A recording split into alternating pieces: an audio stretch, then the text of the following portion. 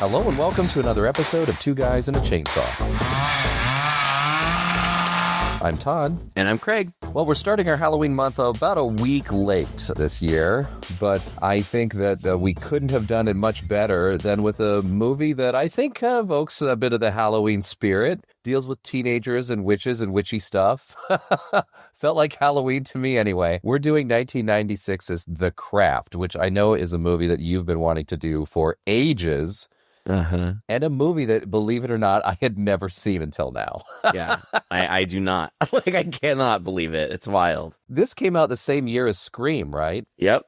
And it stars a couple of the same people. It's got Neve Campbell and Skeet Ulrich in it. Mm-hmm. I believe they had a bet or going to see which one would do better at the box office. But either way, it worked out pretty well for those two, didn't it? Yeah.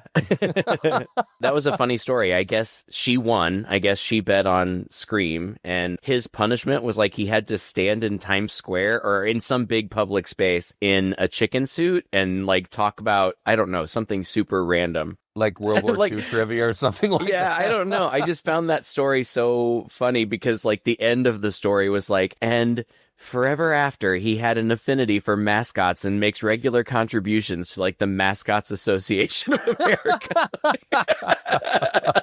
That's a real rich person thing to do, isn't it? It's funny. That story could be totally made up, but I like it. I love nonetheless. it too. It's funny. Yeah, this movie was definitely evoking 90s vibes for me totally from man. Are you kidding me? Are you kidding me? Watching it again yesterday, this is the 90th of the 90s movies. The cast is crazy. Robin Tunney, maybe I should specify late 90s. This is the era of my high school days, late high school. And, Robin Tunney, who is the star of this movie, just immediately prior to this starting Empire Records, which was another huge movie for me. Oh yeah, I loved that movie. Fairuza Balk is in this movie, and I have always loved her since the time that she was a little girl. Mm-hmm. And I kind of felt like I grew up with her. And at this point in time, she was the person that I so badly wanted to be. She was just you, I'm going to do what I want to do and I'm going to be who I want to be kind of person, both in real life and in this movie. And I loved that. Like you said, Skeet Ulrich, Neve Campbell, Breckin Meyer, Christine Taylor, the most 90s. And these were all huge people that you were seeing in these teen movies all the time. Right. And to see them all together in this movie and Christine Taylor playing against type, which I loved. Strap yourself in because Craig's gonna love all over this movie. Yeah, I was really I knew going in, I couldn't believe that we hadn't done it already. And I knew going in that it was one of my favorite movies, but I hadn't watched it in a while. I mean, it hadn't been that long. I put it on every once in a while, but as we say often, it had been a long time since I had sat down and put it on from beginning to end and watched it closely with a more critical eye. And I just loved every second of it. There's not a part about it that I thought was boring or poorly executed. I think it's beautifully shot. I think that it's wonderfully acted. The soundtrack blows my mind. Oh man, this soundtrack is so good. And I say that as somebody who, as a teenager, I was a junior in high school when this came out. So as a junior and senior, I had the soundtrack on CD and listened to it ad nauseum. It is so good. I also had the theater poster for this movie on my wall all through college. It was the only theater poster that I had, but all through college I had. I love this movie. It sounds like it was a shaping influence for your early adult life. I think that there was something that I liked about these young women who had been kind of pushed aside, reclaiming their power. Yeah. I think there was something about that was really appealing to me. And I thought that they were all interesting and unique, and I was rooting for them. I really liked it. Yeah, there is a very strong, you could say feminist message behind this movie where you're right. We have so many of these teen comedies where women are the dumb blonde and women are, the victims of pranks and things and are sometimes just side characters cast for jokes or for laughs, or you know how it is with women in film. This, like you said, these women are strong, they're powerful from the very get-go. The moment you meet them, you know these women are taking control of their lives at a time when they're teenagers and they're very confused. Teen years are tough for all of us. They really are. They're filled with emotions, and there's lots of social dynamics you have to navigate at school. You're nervous about relationships and about things like that. And I think one of the really cool things about this movie that really does set it apart from a lot of other films, especially at this time, is that it really tackles that head on. And you never feel like these women are villains. They're doing the best they can. They're trying with the resources that they've come up with to get this power.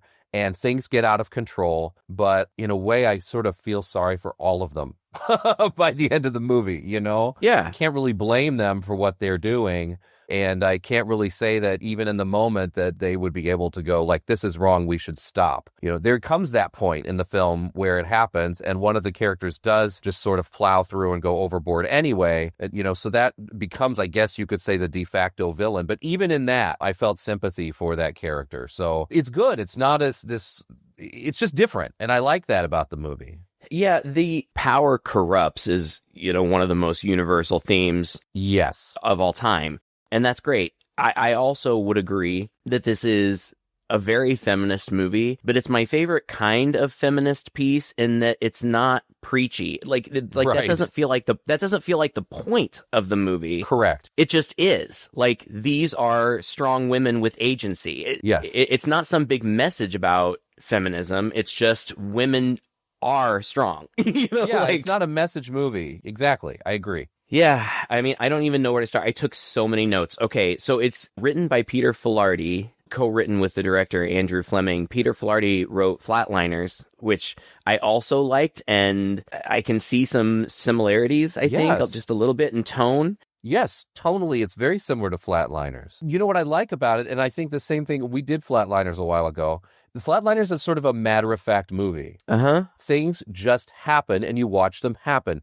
It's not like a big deal is necessarily made of any of it, or, you have these moments of drama, but they feel very natural, almost like all of this could be happening in real life. There aren't like cliche moments. There aren't like these soliloquies or these kind of big moments really for any character necessarily. It just feels like a movie that's playing out like real life would play out. And I felt that way about Flatliners. I feel similarly about this movie. It's directed by Andrew Fleming, who right now is most famous for directing Emily in Paris, which is very successful, hugely successful. I've never seen it. All I've heard about it is that it's awful, but wildly popular. Now, again, I can't make any judgment because I haven't seen it. Maybe I would really like it too. I don't know. But I was looking back further in his career, and he did a movie before this called Threesome, which was like a sexual awakening for me. Do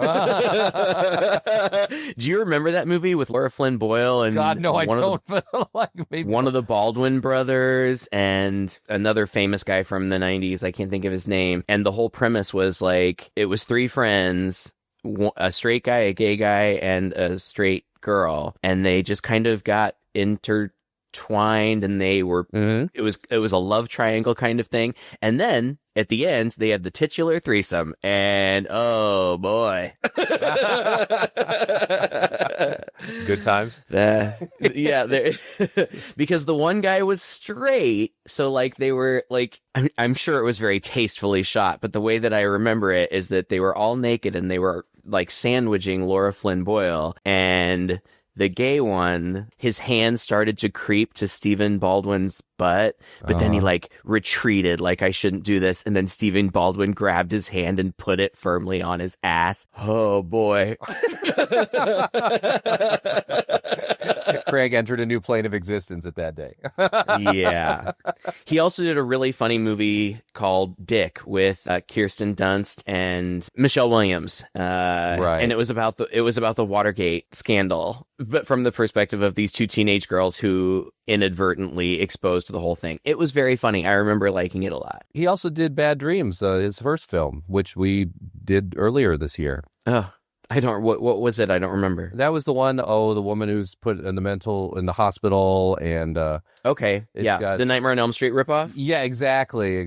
Yeah. We thought it was kind of fun, but also pretty silly. I liked it, yeah. Yeah. Mm-hmm. But again, this movie for me just, I don't know why, but it just is virtually perfect. And folks out there, I'm not suggesting that it's necessarily like it should be added to the National Film Institute registry or anything. Like, I'm not saying it's a perfect movie.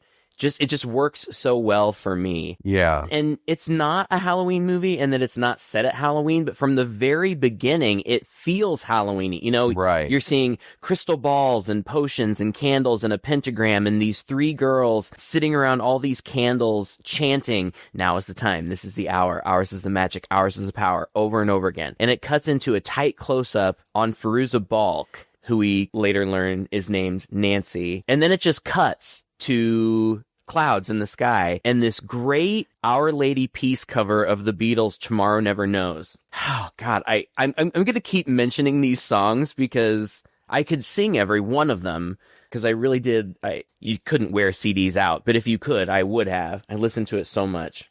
And the cast list comes up, and then we meet our main character, Sarah, who's played by Robin Tunney. I was surprised to find out that Angelina Jolie and Alicia Silverstone were considered for this role. Yeah. These types of trivia facts always shock me, because I was like, how could Angelina Jolie or Alicia Silverstone be in this movie? They're grown-ups. And then I'm like, wait, this movie came out 30 years ago. Yeah.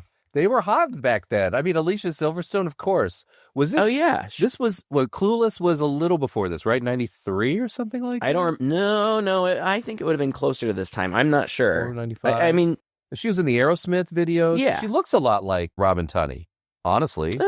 Kind of. Oh, come on. And Angelina Jolie, I don't remember when Gia came out. I think her big break was Hackers, right?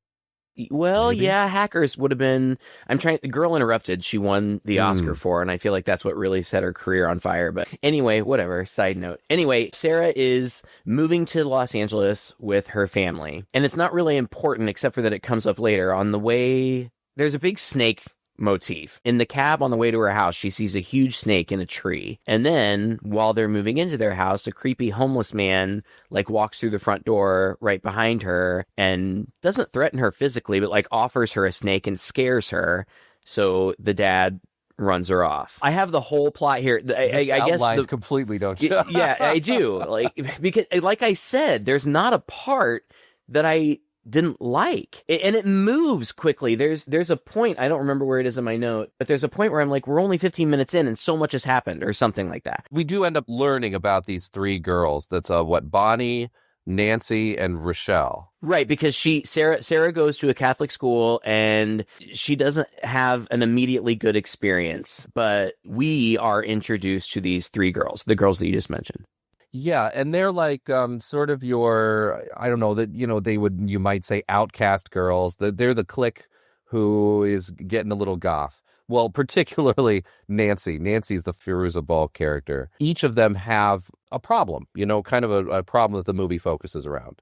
Nancy lives in this trailer. Her stepfather is abusive, and she's got a very unstable home life. Bonnie has these burn scars.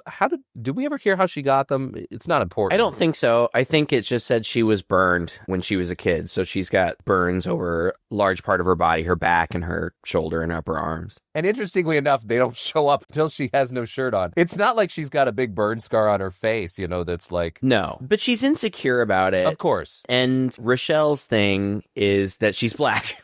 I think that there was a cut scene where we find out that she's actually the only black girl in this Catholic private school, which I'm sure would be challenging. Before they cast Rachel True, who is, of course, a black actress, that wasn't going to be the thing. It was going to be that she had an eating disorder. But when they cast Rachel True, who was 29 when they filmed this, playing a teenager. Funny, right? The oldest.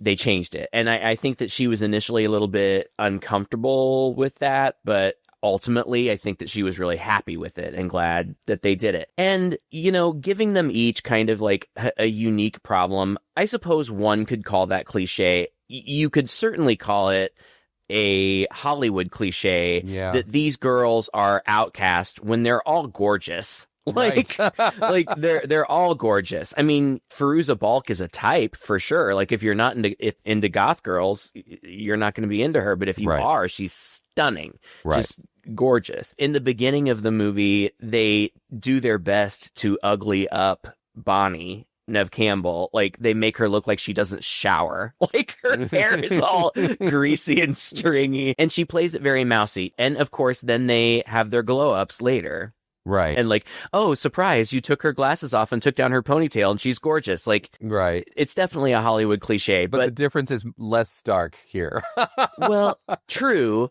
And I think that these actresses pull it off. Oh, yeah. I just think that it's well done in the hands of actresses who weren't as talented. I think it could have been very cliched and just another not great teen horror movie. But I just think there's a lot of, and again, that's not to say that on their own, any one of them is amazing. Right. I just feel like this came together really well. It's just really well casted. And like I said earlier, kind of when we were talking about, you know, the tone of the movie, everyone in this movie kind of has their moment. But I'm not sure anyone really outshines the other. It definitely revolves around Sarah, of course. And so she's the eyes, you know, of the audience and what we're seeing. But aside from that, I felt that it was just really, it dealt with them in a very balanced way. Obviously, Nancy is sort of the leader. She's the energy, I think, behind this group because she's the most gregarious and I don't know, she's maybe the one with the biggest chip on her shoulder, or at least obviously outwardly rebelling. Teens, when they're going through stress, they all deal with it in a different way. Some people withdraw. Some people really get into activities and friend groups. And some people, you know, are like, I'm going to do everything my parents don't want me to do. They're going to dye their hair and they're going to pierce everything they can pierce. And they're going to do whatever they can to quote unquote rebel because they're reacting to this trauma, this difficult part in their life. And so you see that played out, I think, in these four characters, really, in a very realistic way, I thought. That wasn't overblown, it wasn't overdone, it wasn't over-dramatized. It just felt like my high school, you know? Yeah. It really did. Right. And that's a strength of the movie. And like you said, the characters play it really well, and they all feel very realistic and feel very balanced. And I also like their relationship with each other. I do too. I think it's interesting that these three characters, you know, when we meet up with them, they are clearly turning to witchcraft to help them. We don't really know why. We just know that they've gotten into it, and that's good enough. Yeah. And oh my God, it was the 90s. Like, I'm sure that this movie sparked a lot of interest in Wicca. Probably. But my God, even before this movie, like, Oh, yeah. I was like buying stick incense and burning it in my room. And like, people had like crystals and stuff. Like, I don't know. It was a really weird time. Perfect timing for this movie, I think. Robin Tunney is the star of the movie, but I think that Fairuza Balk steals it. And she has more dynamic to play, to be fair, but I just really like her. I've always been a fan of hers, like I said. And what you were saying was, you know, she's the leader and she comes across as very tough and aggressive. But I think you're right in your assessment that that's kind of out of necessity. You know, she comes from this really volatile environment where she lives in a trailer with her drunk mother, and you said abusive stepfather. I don't know. He leers at her, and there's a point in the movie where he's physically aggressive with the mother. But just all around, it seems like her situation is such that she has to be tough. She doesn't have any choice. Right. You know, even with the goth thing, I think that's armor. You know what I mean? Oh, of course. Yeah, that's kind of what I was saying. Like, this is a way to protect yourself from the world, and you're the Cerberus at your own door. I don't know. Right. No, I have no. a really good way of putting this.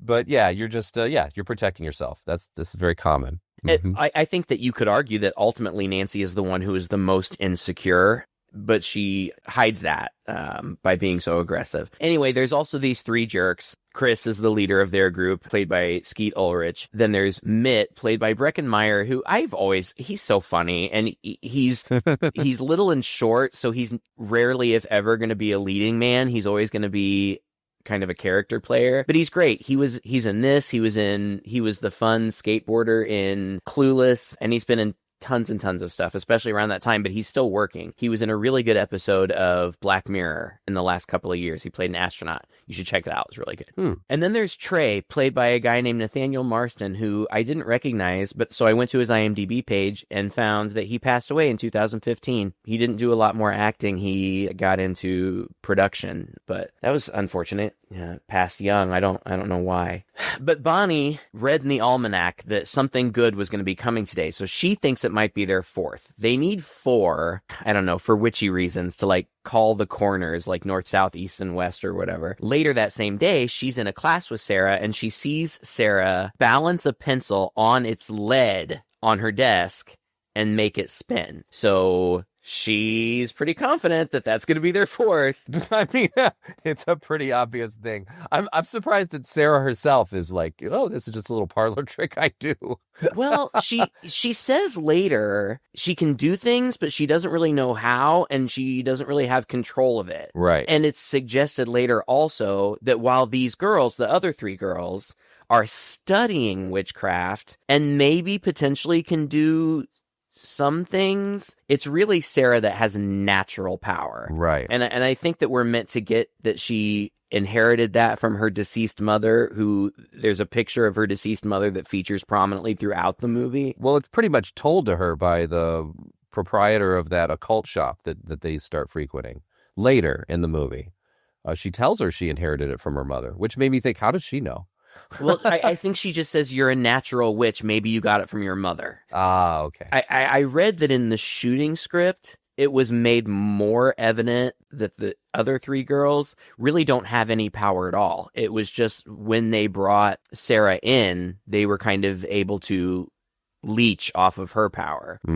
Which I think still reads, I think. Yeah, I think it reads to me. But even though Bonnie thinks, oh, she's here, this girl is going to be our fourth, Nancy is, I think, threatened from the beginning. Mm-hmm. And she doesn't want to bring somebody else in, particularly somebody who potentially has power and could usurp her spot as the leader. So she initially rejects her, but they turn it around, but not before Chris starts flirting with Sarah. Oh, shit.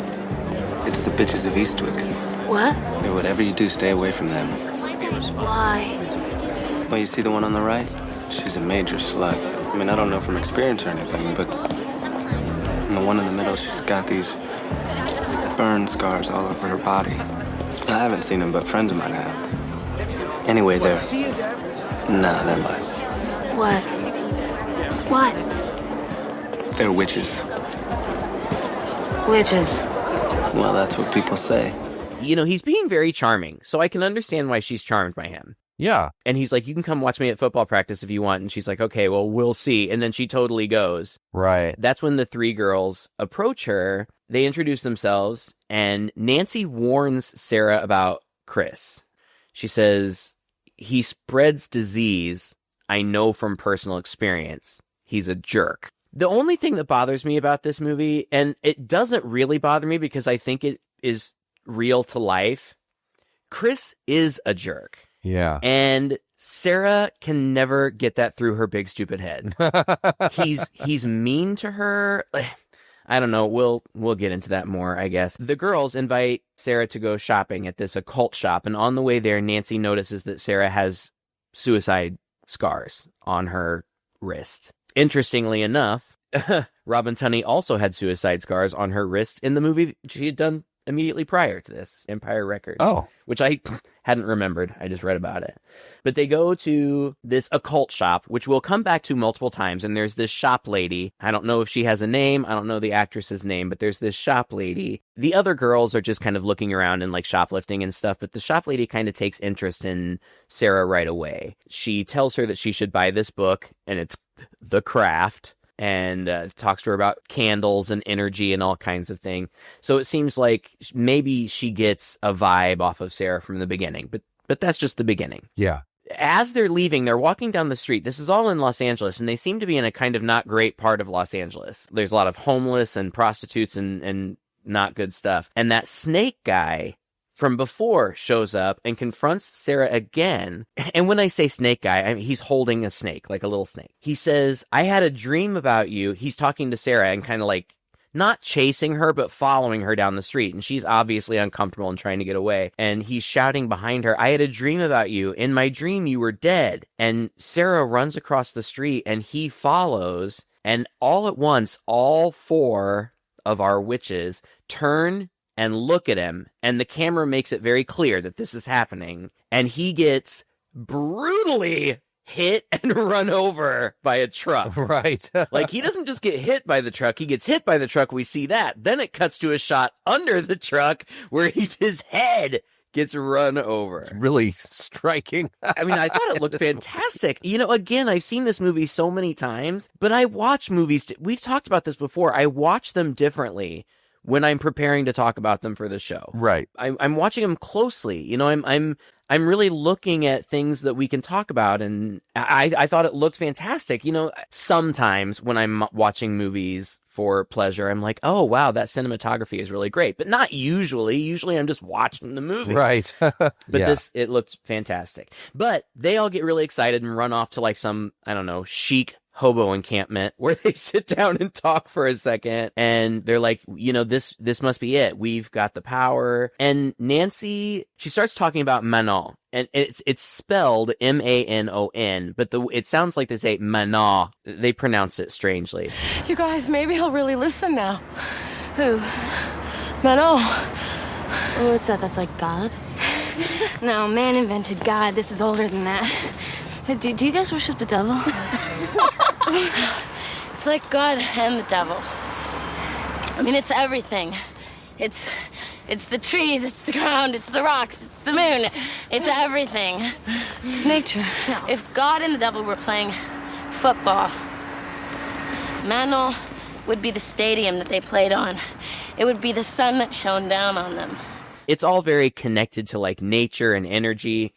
And you know, it's not difficult to wrap your head around. It's just kind of like a divine, all-powerful, natural thing. But she says, he fixes you. He takes all the bad stuff about you and makes it all better again.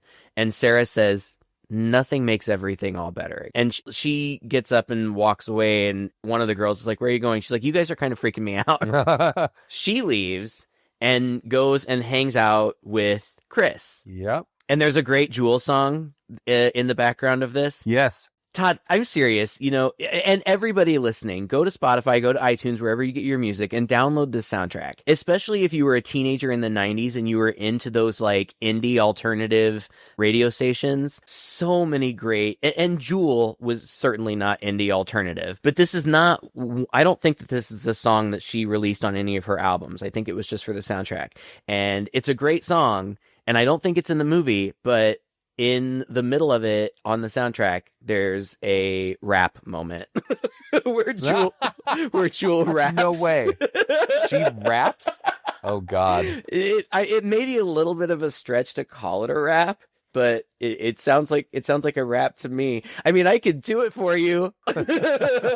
Do it, Craig. Do it. She goes, excited to hear who we will become. Gonna lay down in the water, go back to where I'm from. And it goes on. It goes on more than that. Oh, thanks. That keeps me from getting flagged for copyright violation on YouTube. You just sing it, so I don't have to cut it in. And again, I don't think the rap is in the movie, but it's great. The whole soundtrack is so good.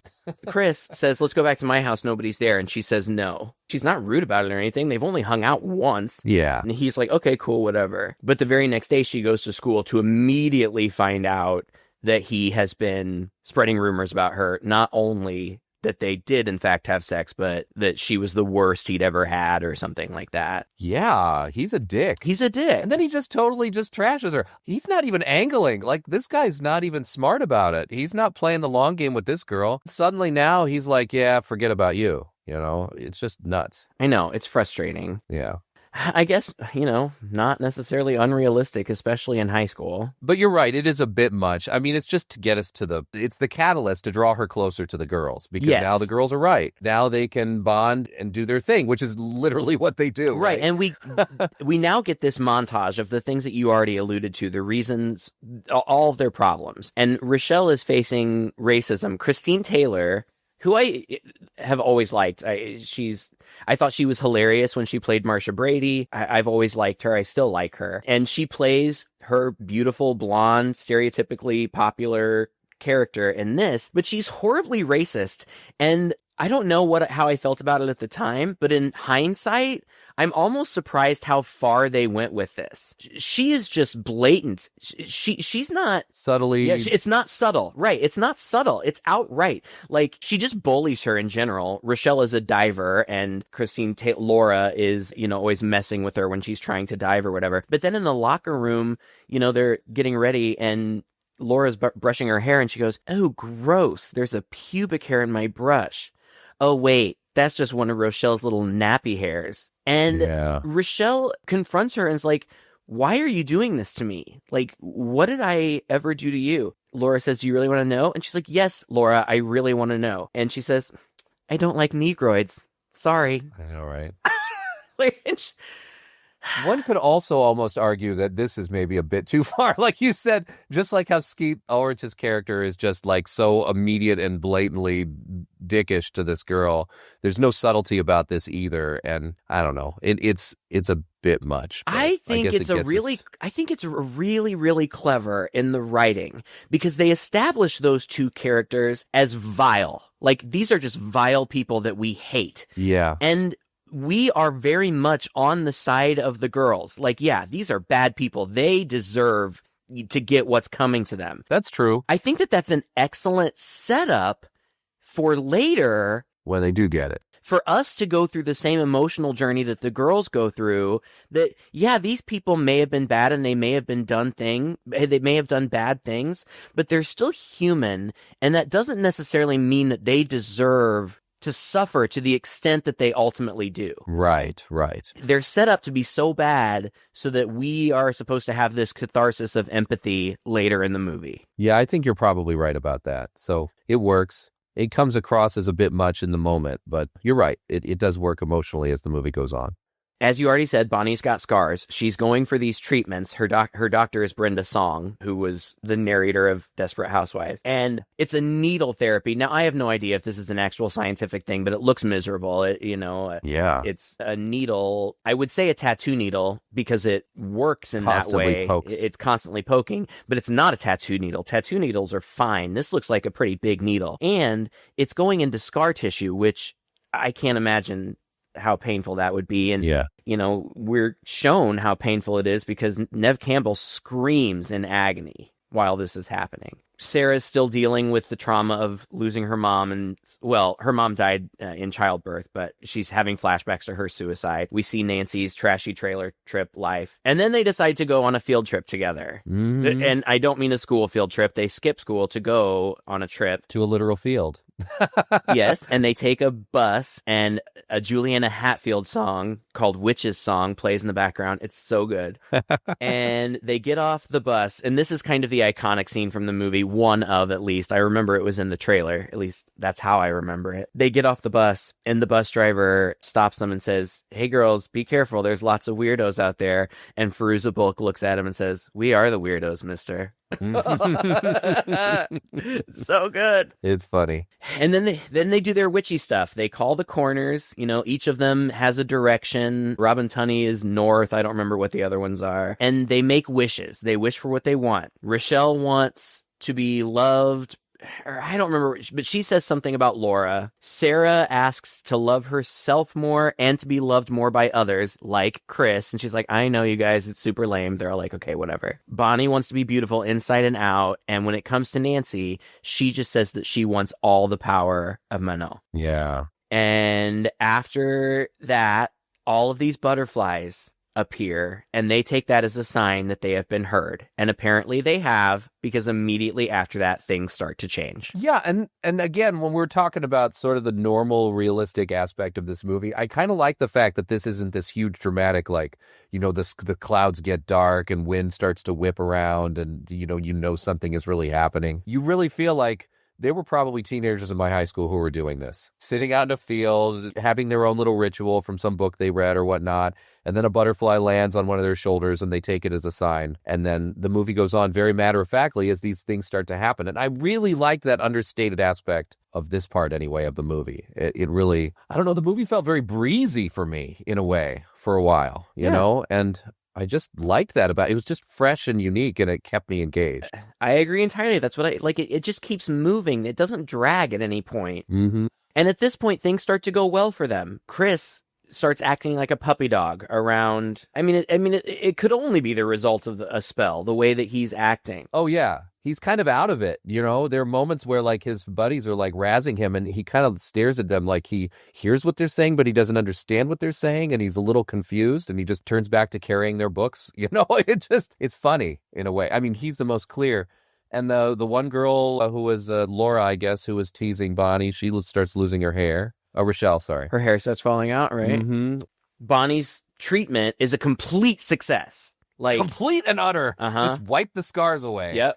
They're just totally gone. She's a medical miracle. And also throughout this, there's also just, I have a montage of them having fun because they are like, they're just, they're hanging out together. They're having slumber parties. They're laughing. At one of the slumber parties, they play light as a feather, stiff as a board, and it works. And they're all like blown away. And it's at this part that the movie feels so fun. And like, I want to be friends with them. Like, I want to hang out with them and have magical powers and have slumber parties and do fun stuff. And, you know, because Bonnie's treatment has been a complete success, she changes overnight. She's super confident. She's wearing super sexy clothes. They all, over the course of the movie, they start out very dowdy. And over the course of the movie, as they reclaim their power, their look starts to become much more chic. They've all got their own individual styles, but they all start to become more chic. Initially, Nancy's upset because it doesn't seem like her spell is working. But then, in their trailer, her stepdad starts roughing up her mom, and she screams at him, and all the lights explode, and the stepdad has a heart attack and dies,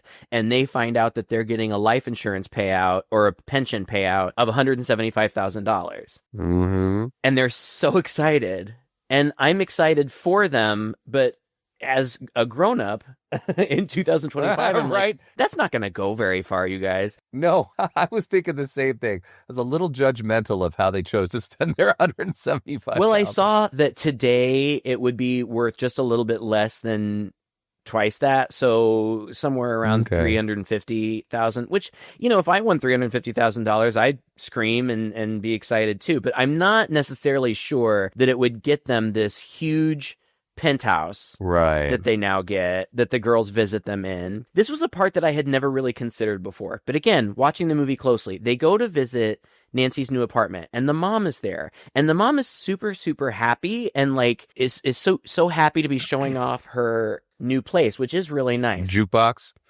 It's ridiculous nice. Yep. And her jukebox that plays only Connie Francis. Welcome to our Connie Francis tribute episode. Connie Francis passed away just a few months ago. Oh, no. Yeah. But I think that this scene is interesting because their wishes are coming true. And they're all so happy about it. And they visit Nancy, and this is typical. The mom kind of wants to hang out with them or whatever. And Nancy's like, no, mom, lame, leave us alone or whatever. Watching it this time, I was thinking, I think that this is our first hint at a major theme of this movie, that magic or power and money do not ensure happiness. The mom has gotten what she wanted, everything she's always wanted, including a jukebox that plays only Connie Francis. But she's not happy. Right. She's still a drunk. She's still alone. Yeah, it's true. This is, again, only the halfway point. At Nancy's house, they learn and we learn about glamours, which are just magic tricks, basically, where you can change the appearance of things. And Sarah turns her eyes brown and then turns her hair blonde. Cosmetic type stuff. We're at the halfway point. Now, this is where things turn. Chris becomes... It's not immediate that you can tell, but it doesn't take very long to realize that Chris is becoming dangerously infatuated. And they go back to the magic shop, and Sarah asks the lady how to undo a spell. And she says, you can't undo a spell. It just has to run its course.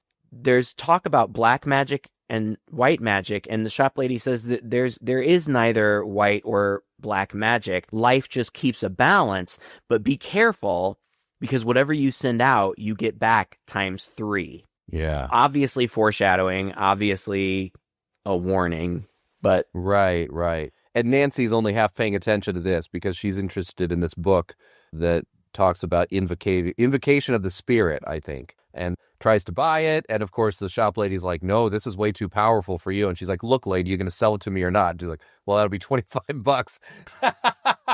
So she does, like, now, again, speaking of foreshadowing, it's all contained within this scene, right? Your choices, the things that you're doing are going to have consequences. And Nancy doesn't care, and she just wants to take it up another level. And that's exactly what they do. They go to the beach, and they each bring an item. It's funny how this is never explained to us, right? It's not like they read the book and we have this scene where they're preparing. And so one person brings a bird, one person brings a snake. I can't remember who all brings it. And I thought, okay, that's interesting. But nothing is said about it. It's just part of this ritual that we just take in. And that's fine with me. I like a little bit of mystery. But I guess there was a practicing Wiccan on set that they used as a consultant to make sure that everything was fairly accurate in these like spiritual type things. They used actual chants and words from books and things like that, although Manon or whatever, Manon, is not an actual deity. No, they intentionally made up a deity so as not to offend anyone. They weren't making jokes at the expense of people who practice witchcraft. You know, I think they were presenting it in a respectful way. There were rumors at the time that Fairuza Balk was actually a Wiccan, and she was not. She was interested in the occult. She bought an occult shop during the filming of this just because she came across it and, you know, working on this, and it was available, and she bought it, and she ran it for a very long time. Yeah, it's interesting, isn't it? Yeah, she was just interested in that stuff. But yeah, they did have actual advisors on. And this scene is really cool. Like, there are reasons. I hadn't really thought about it before, but each of them has a different little animal. And Rochelle's is a fish. Well, she's a swimmer and a diver. Bonnie's is a butterfly. She wants to be beautiful. Sarah's is a lovebird. She is pining after Chris or whatever. And Nancy's is a snake, which I guess is about like rebirth, but also power. Right. And that's not something that 17-year-old me would have paid any attention to, but I still kind of liked, I could at least make the association, oh, they each have their own symbol or spirit animal or whatever. Right. But when they do this big ritual, invoking the spirit or whatever, it's late at night on the beach, and there's a big storm rolling in, and they call the corners like they always do, but then Nancy does this thing where she invokes the spirit, and she says, Manon, fill me, and she gets struck by lightning, and I guess they fall asleep.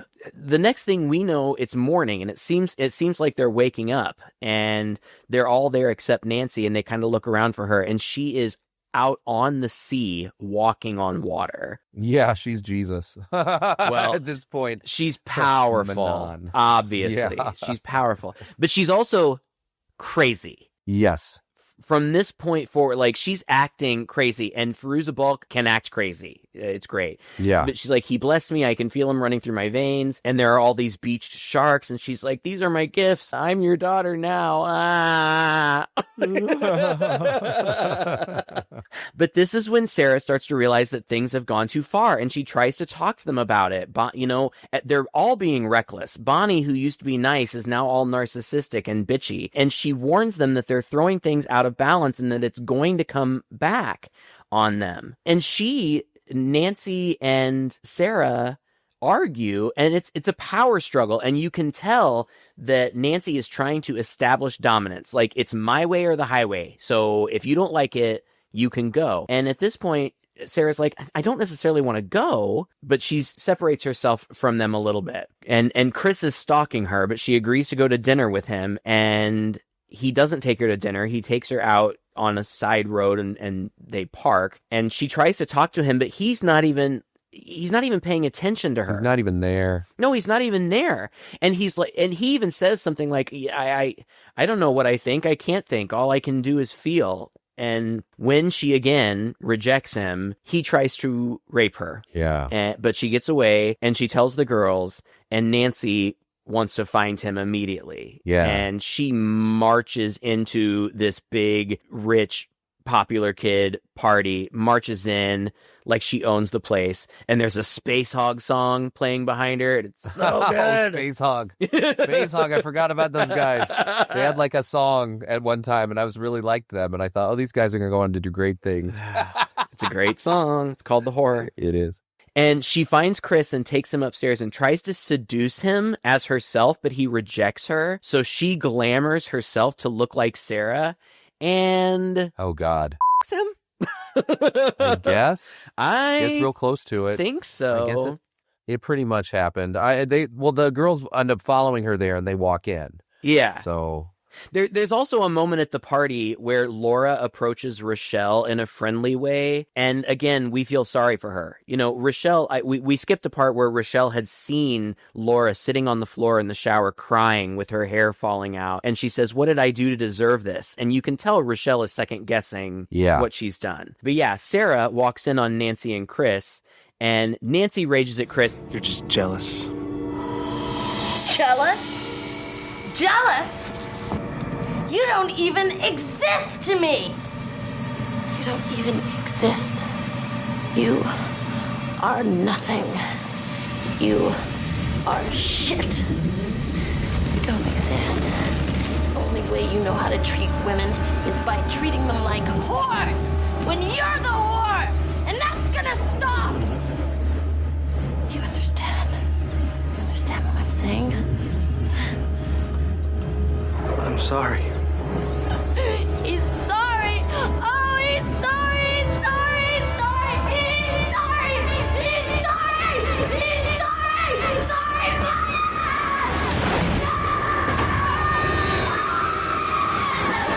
And she floats towards him. You just see the tips of her boots scraping along the carpet. The force of her rage forces him out through the window, and he falls from the second or third story and is dead. yeah. And Sarah feels bad. Like, she feels responsible for this. Mm-hmm. And in some ways, she is, and she realizes that. So she tries to bind Nancy. She does a binding spell, but it doesn't work. The girls start tormenting her in her dreams. Like, they're flying into her room and taunting her. And eventually they confront her in the bathroom, and Nancy says, Sarah's like, people are dead. Two men are dead. And Nancy says, well, they deserved it. These girls have obviously been completely corrupted by their power. Yep. And again, like I said, that's a universal theme. And especially teenagers. Can you imagine having that kind of power as a teenager? Oh, God. It's like that Twilight Zone episode of the little kid Yeah. who can make things happen with his brain. Yeah. Mm-hmm. Who cares about consequence? You're getting what you want. And they threaten her. And Nancy says, you know, in the old days, if a witch betrayed her coven, they would kill her. And then she just walks away and it's like, bye. So Sarah goes to the shop lady for help, and the shop lady takes her to the mysterious back room and says, Right. listen. Which is bigger than the shop itself. Yeah. And it's all mystical and flowy. And It solved a question for me, though, because every time we pop into one of these shops and there are a million candles lit, I'm like, I just picture myself, does this shop owner come in and individually light each and every one of these candles know. every day and just leave them going? But then there's a moment in this movie where she lights one candle and all the rest of them come up, and I'm like, oh, so that's how that works. convenient. She tells her that she's a natural witch and that she needs to invoke the spirit. And Sarah's like, I can't. She's like, yes, you can. But Nancy interrupts this by making it seem like the first part of the front half of the shop explodes. And the effects, I think, are pretty good in most places. Yeah, in most they're fine. places. The part where she does the glamour, where she changes her hair color, there's something off about that. It's very 90s morphing technology. Yeah, other than that, it looks pretty good. She runs home and nobody's there, and Nancy calls and says, turn on the TV, and a plane has crashed, and she's like, yeah, your parents were on that plane. And then the whole house is filled with snakes, spiders, lizards, and bugs. Now, Sarah had said earlier that when she was a kid, she used to have these nightmares or hallucinations where she was surrounded by snakes or something. Right. And Nancy had overheard, but they didn't make anything of it at the time. But now Nancy's using this against her. So there's a whole scene of her running around, you know, with snakes all over her and bugs and rats and all kinds of stuff. But ultimately, Nancy pops in and says, gotcha. And it was all just a glamour. It all disappears. Right. But she says, if I were as pathetic as you, I would have killed myself ages ago. You should get on with it. And Sarah, goes downstairs and the whole coven is there. And they tell her, this is the end. You killed Chris and now you have to die.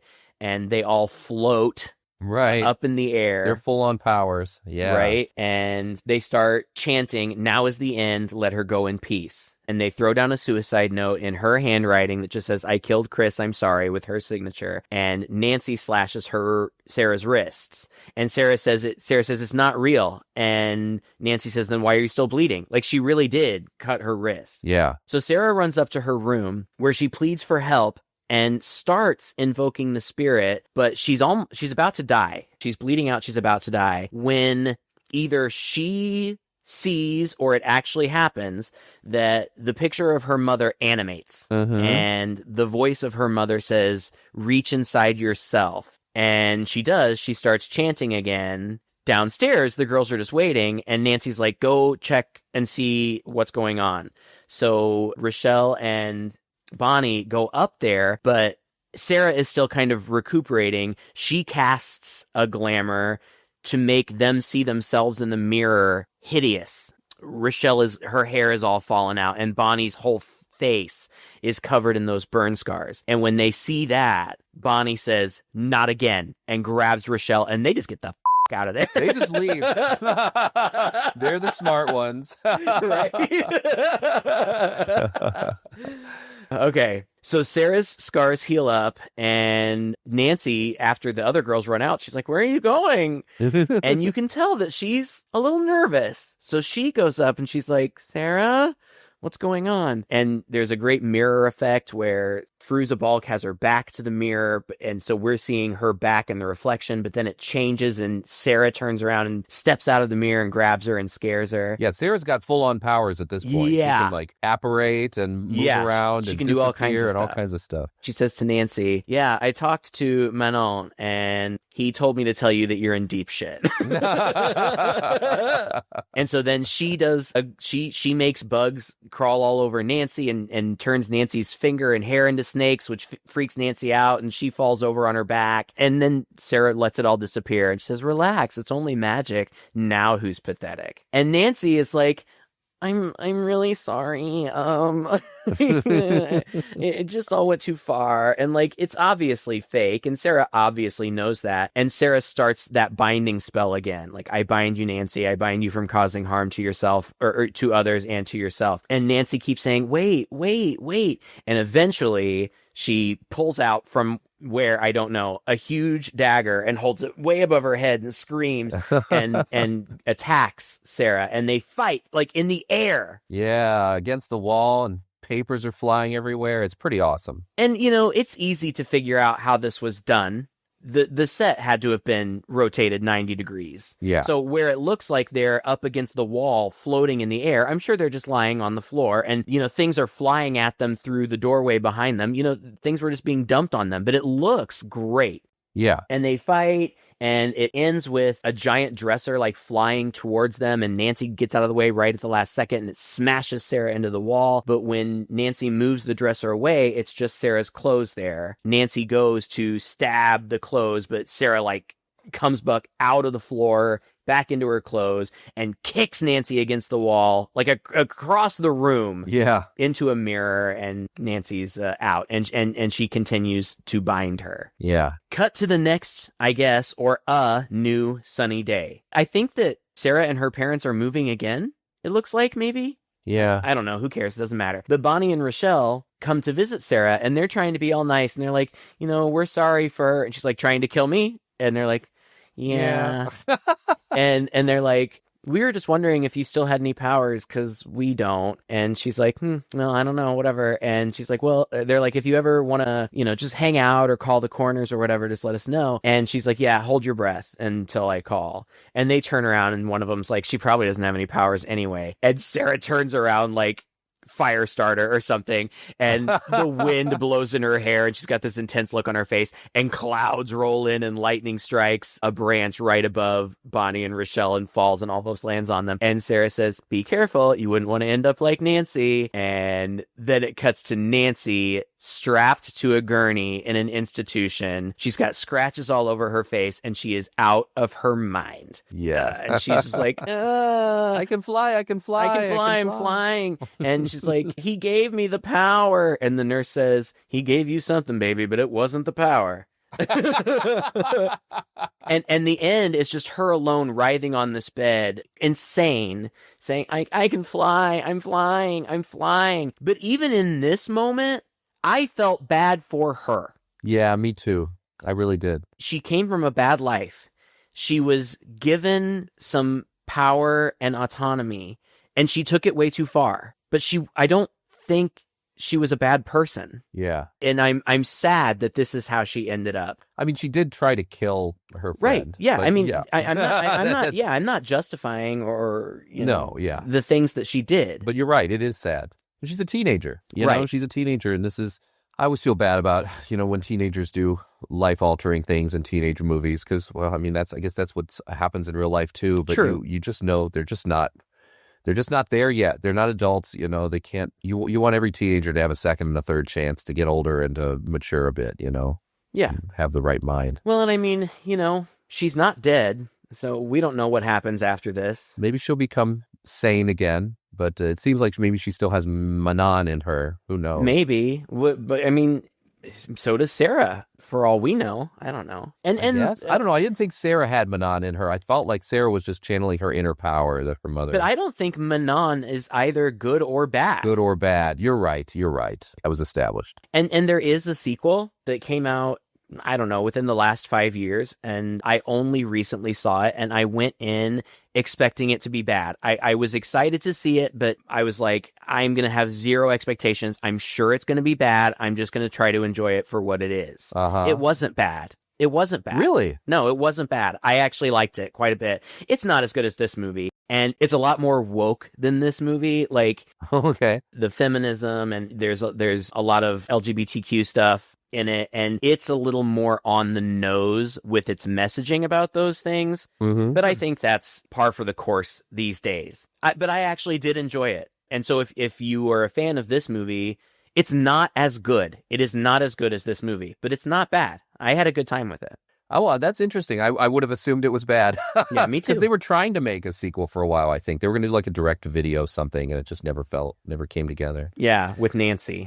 Yeah, I loved this movie. I thought it was great. It was just really nice and fun, and I mean, I can't really find fault with it, honestly, at all. It's just a solid performances, solid movie. There's nothing super fancy about the cinematography or anything like that. In fact, it is shot just like all these 90s movies were, with perfect lighting in every scene. And it did take me back. You're right. The soundtrack, the music, it really worked. It really took me back as well, just to that Scream era that set off all of these. It's kind of funny how these movies kind of came around at the same time, and Scream really set off this whole slasher self-aware bit.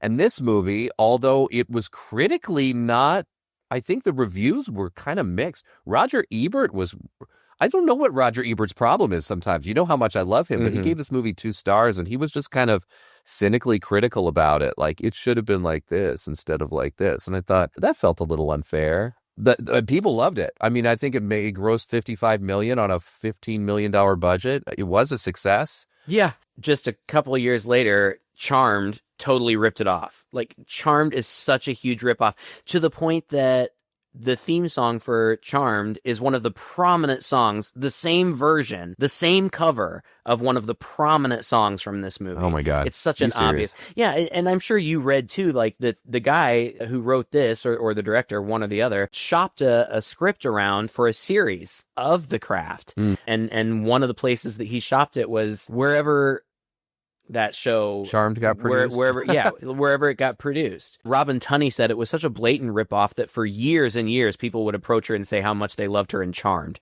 Oh God. Well, I'm glad that we finally got around to doing it, because honestly, it's among my favorite movies. Scream obviously did much better and sparked an entire franchise that is still running strong. If I were put in a room and forced to choose between the two, I think I would pick this one. I think I just enjoy it more. And maybe I just feel that way today because it's so fresh in my mind. I like Scream 2, and Scream is funnier. Yeah. Well, Scream's got a gimmick. It's a kind of this meta horror movie, and it's a slasher with a mystery. You know, it's a very different kind of film. This is a straightforward story that's told well. So they're different movies, but they have a lot of the same aesthetic to them, the same very actors. late 90s. Well, I enjoyed it, and thank you, Craig, for bringing it up to kick off our Halloween season. As always, we have more Halloween-type movies coming for you these next few weeks. We hope you guys are getting ready the best way you know how. I know I'm in the States right now. I visited Spirit Halloween just yesterday, and that's always a fun little ritual for me. It blows me away, especially because I could be gone for I'm overseas, obviously, most of my life these days, and then I come back to the States, and it feels like I've missed out on a few things. And I'm always amazed at how, after a couple years, it seems like Spirit Halloween has more and more complex animatronics that you can buy for like hundreds of dollars. Oh, yeah. They're just sitting out there. And I just love activating every single one of them and seeing what happens. It's really pretty nuts. I miss having a house with a yard and a garage where I can just do things up and scare trick-or-treaters. So I hope you guys are getting ready for that in the best way you can. How about you, Craig? You do anything for Halloween this year? I have been so busy with work that I haven't had a second to think about it, but I'm excited for the month. I have been watching some new horror movies, so that's been fun. Well, we've got a lot planned for you. If you subscribe to our Patreon, you'll get a little bit more. We're going to throw up some additional content there this month, some Halloween-oriented stuff. All you need to do is go to patreon.com/Chainsaw Podcast. For just $5 a month, you get access to that. You get access to minisodes we post, unedited versions of this phone call with a little bit more personal stories with us in the beginning and the end, and all the stuff that I cut out that just is too hot for prime time. You can also go to our website and stream all of our entire back catalog. That's chainsawhorror.com. Leave us a message there and we will play it back on air. You just click talk to us and you can record a quick message. And we love hearing from you guys. We got a couple of those coming up this month as well. Until next time, I am Todd. And I'm Craig. With two guys and a chainsaw.